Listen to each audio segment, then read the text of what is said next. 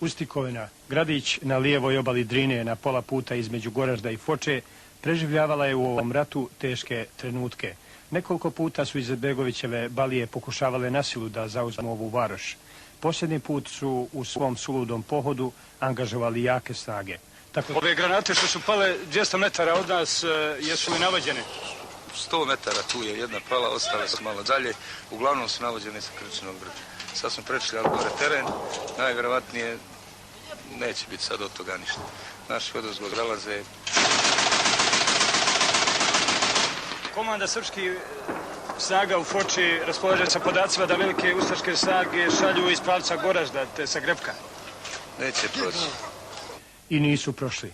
Samo koji sat poslije na poprištu smo našli hrabrog komandanta srpske vojske Miloša Tomovića. Uglavnom ovdje je bila odlučujuća bitka. Odmah prilikom zauzimanja ovoga trigonometra ustaše su se dobro bile organizovale, tu su iznijeli Brovinger, protivavionski mitraljez, Zolje, Ose.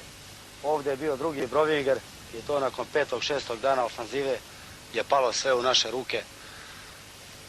Jedan plijen dobar koji smo zaplijenili od ustaša u žestokoj borbi u ovoj ofanzivi.